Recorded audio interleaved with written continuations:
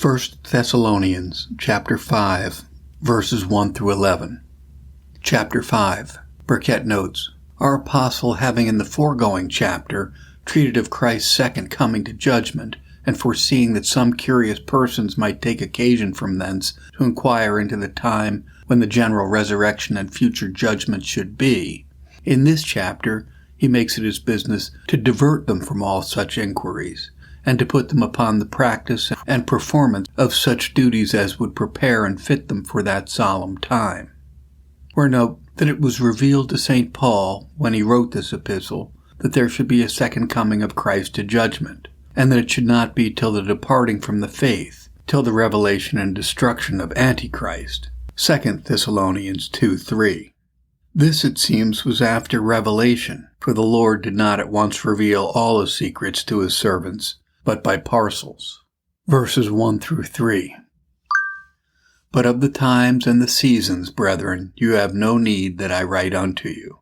For yourselves know perfectly that the day of the Lord so cometh as a thief in the night. For when they say, peace and safety, then sudden destruction cometh upon them, as travail upon a woman with child, and they shall not escape. Burkett notes, as if our apostle had said, although I have told you that there will be a general resurrection and future judgment, when Christ will certainly come in the clouds, and every eye shall see him, yet I suppose you do not expect that I should write to you of the particular time of his coming, for you have been told that his coming will be like the coming of a thief, without warning and without noise, when persons are most secure, least suspecting, and wholly unprovided for it. Yea, as the pains of a woman in travail, which are unavoidable, the thief may perhaps not come, but the pains of childbirth must come, and also be painful when they come. Learn hence, 1, that the wisdom of God hath thought fit to conceal and keep secret the determinate time of Christ's coming to judgment. And yet there is an itching curiosity in men's nature to search and pry into that profound secret, though the knowledge of it is not only impossible, but would prove unprofitable and hurtful to mankind, making the world secure and careless. Whereas not knowing the hour when our Lord cometh should oblige us to be upon our watch every hour. Note then that our Lord will certainly come at one hour or other, but at what hour he will come cannot certainly be known. Yet there is no hour when we can promise ourselves that he will not come.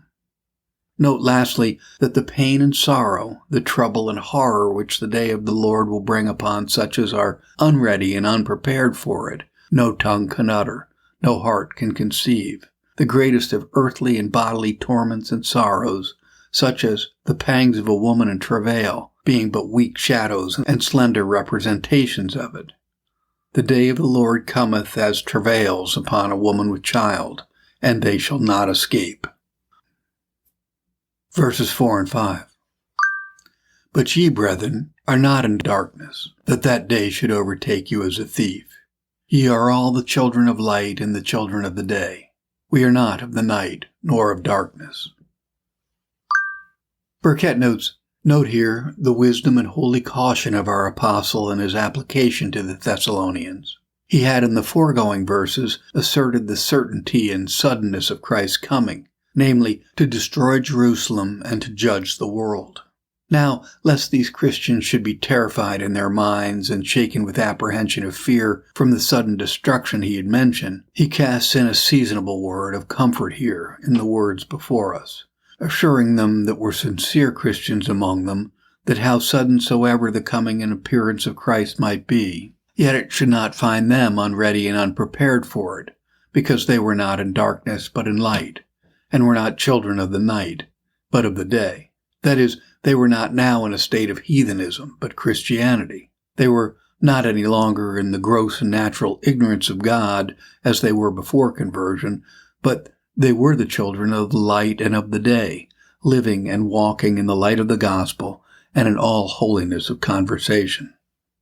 Learn hence that as sincere Christians are freed from the gross darkness of their natural state, from the darkness and ignorance of sin, and do walk in the light of a holy conversation, so their knowledge and practical holiness will be a good security against the terror of surprising afflictions, and particularly against the dread and terror of the day of judgment.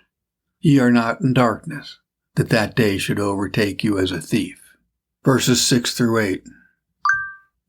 Therefore let us not sleep as do others, but let us watch and be sober. For they that sleep, sleep in the night, and they that be drunken in the night. But let us, who are of the day, be sober, putting on the breastplate of faith and love, and for a helmet, the hope of salvation. Burkett notes, the apostle, having acquainted the Thessalonians with the privilege of their converted state, that they were the children of light, having received a light of knowledge, a light of grace and holiness, and a light of joy and comfort from the gospel, he comes next to infer the duties proper and suitable to persons in such a state. First, negative. Let us not sleep as others do. Sleep is not proper for the day but the night. The sleep here intended is the sleep of sin and of sinful security, whereby all the spiritual senses of a man are bound up so that he is both unapprehensive of his duty and regardless of his danger. Secondly, positive. Let us watch and be sober.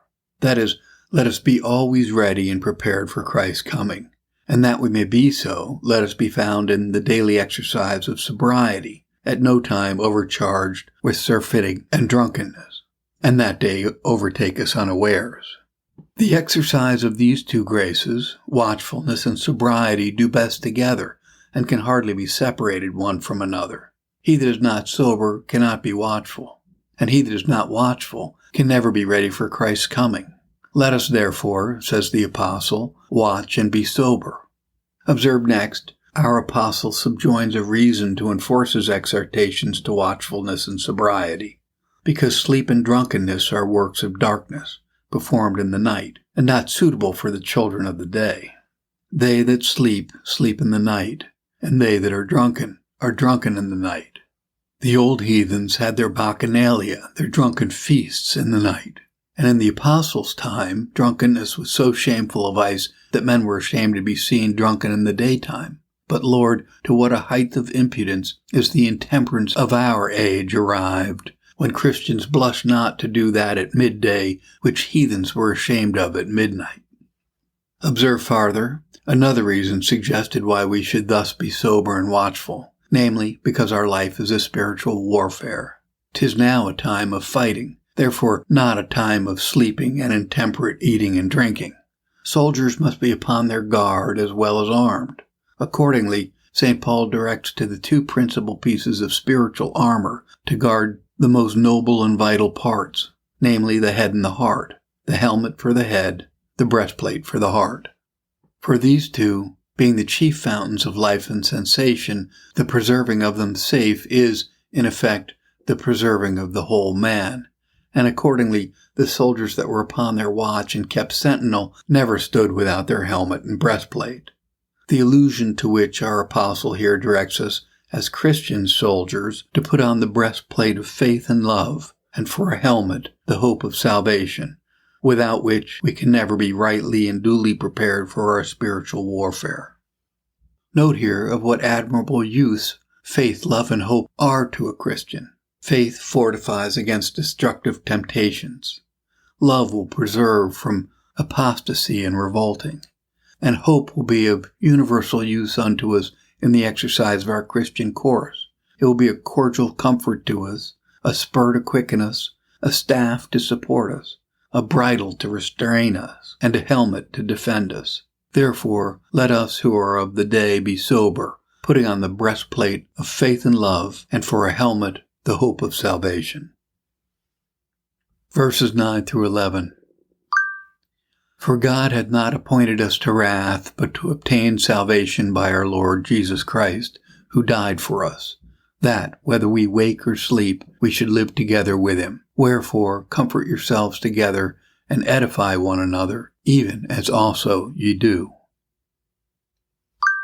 Burkett notes, observe here, 1. A reason enforcing the apostle's exhortation to holiness of life. For, or because, God has not appointed us to wrath, but to obtain salvation by Jesus Christ.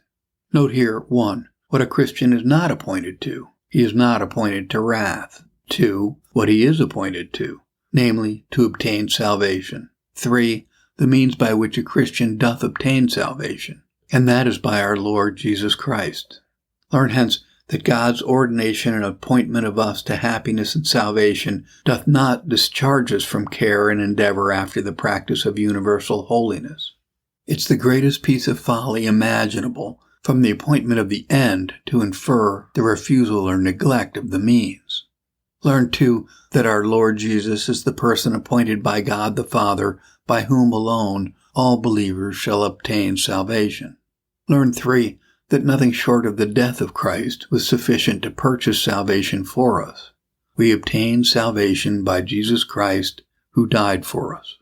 Learn, 4, that the great end designed by Christ in dying for us was our living to Him, in order to our living with Him. A life of grace on earth is our evidence for a life of glory in heaven. Whether we wake or sleep, we should live together with Him. Observe, lastly, the great and important duty which he exhorts the Thessalonians to perform mutually to each other, and that is to comfort themselves together with this hope, and to edify and build up one another in faith and holiness. Wherefore comfort yourselves together and edify one another, as also ye do. Implying that, as it is the duty, so it ought to be the endeavor of Christians to edify one another both in their graces and in their comforts.